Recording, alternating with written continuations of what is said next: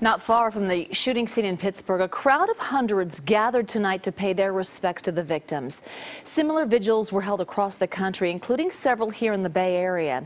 KPIX 5's Andria Borba continues our coverage now from San Francisco.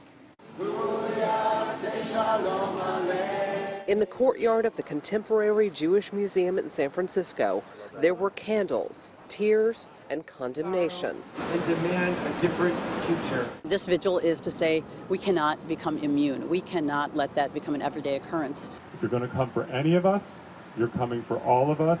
For the massacre of 11 people at a synagogue in Pittsburgh this morning. To express our sorrow and our anger at the state of affairs in this country, not just because Jews are at risk, and not just because we are terrified and scared for our community, but for every minority in this country that feels afraid and feels like hatred has been lifted up. Amen.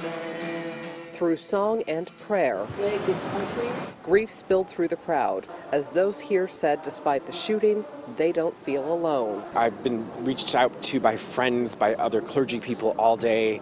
I know that we're not alone.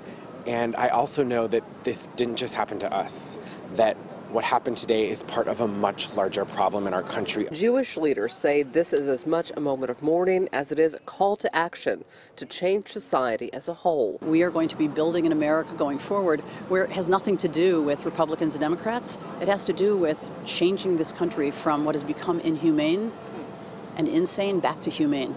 In San Francisco, Andria Borba, KPIX 5. In Los Angeles tonight, baseball fans observed a moment of silence for the victims before Game 4 of the World Series.